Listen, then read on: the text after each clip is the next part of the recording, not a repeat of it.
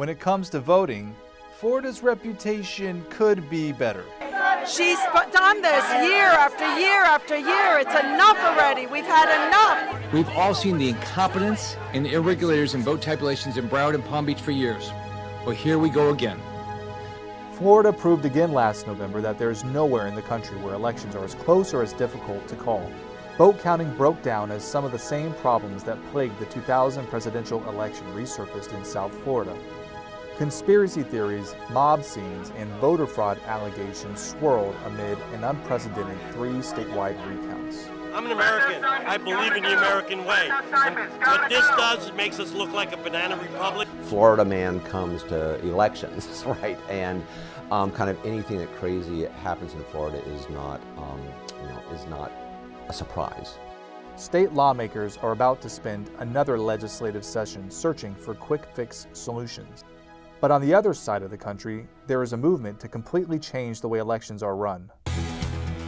Life has been simplified for Denver voters.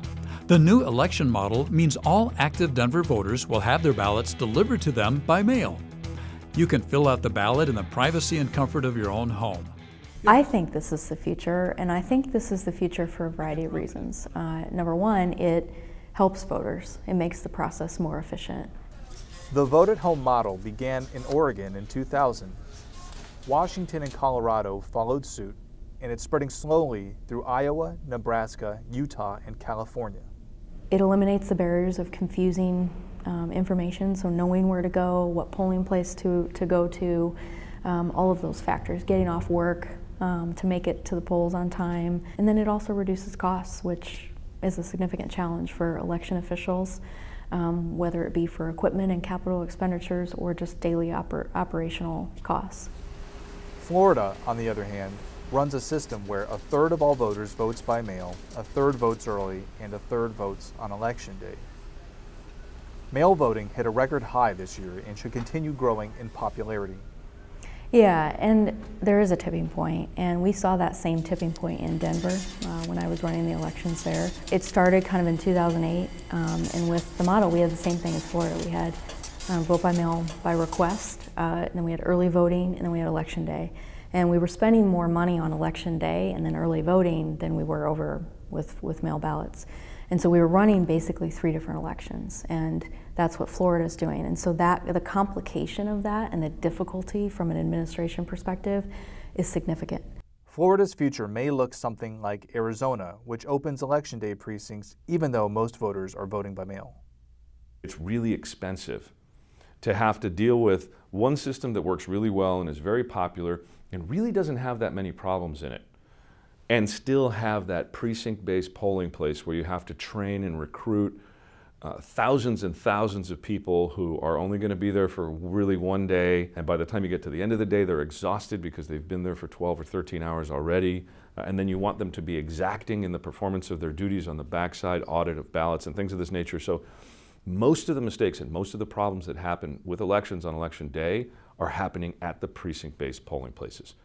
With ballot by mail, on the other hand, you have a much, although the exercise is greatly diffused, you have a much tighter control over what happens. Don't get me wrong, we love our poll workers, right? But it's a very expensive, very complicated exercise.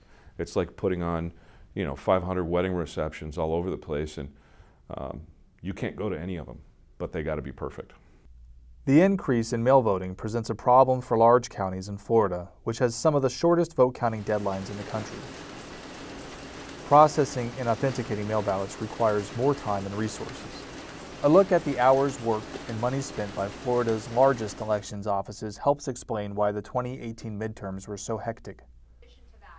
In Miami, Elections Supervisor Christina White expanded her staff from 99 to 1,500. Spent $1 million on wages during the recount, and had 5 high-speed ballot counting machines shipped in from Omaha. So yes, we did it, and we did it well, and we're very proud of that. But I think there are a lot of stumbling blocks along the way. Voting units are not meant to run 24 hours a day. Staff members are not meant to be working 24 hours a day with the level of accuracy that's being demanded from us, with zero tolerance for error, right? So a little extra time would always be good. What do we want? Democracy! The prevailing opinion in Florida is that tweaks will suffice, that the hysteria surrounding the election was more political than practical. I don't think that any wide sweeping law changes are necessary. I think little tweaks are, as always. But I think that the recount proved that we can run elections pretty well here in the state of Florida and that the results are accurate. There are a lot of people who tried to equate 2000 and 2018, and I think that's just incorrect. In fact, I think the first thing I would say is I think 2018 reflects many of the gains that have been made in Florida since 2000. In one county, they had failed to upgrade their voting machines since the last decade, and that caused problems in the recount. The second one is a statewide problem, which is that the recount calendar is just way too short in order to do it properly, I think. And if you think the purpose of a recount is to get the result right, then compressing the recount into basically a week seems to me to be something you need to look at. Other states don't do it that way. They take more time in doing a recount and doing it right. This should be about getting it right and doing it in the way that is responsible fiscally. You want to be affordable because nobody wants to be spending, hundreds of millions of dollars on the kinds of staffing and technology and logistics and resources just for an election. Nobody wants to spend that much money. And you obviously want it accurate. I mean, that's kind of what this is about. So fast has to be sacrificed. And the idea that we have to have it now, that's an idea that comes from, we've got cell phones and instant gratification. That's not what this should be about. For now, an overhaul of Florida's elections process seems unlikely, but the appetite for mail voting is growing. I think it'll continue to increase. We're an instant gratification society nowadays. Nobody likes to wait in line for anything. So I think between it being a no excuse law now, where anybody can request a ballot if they'd like to vote from home, and people realizing how easy it is, it will continue to grow. I have no doubt.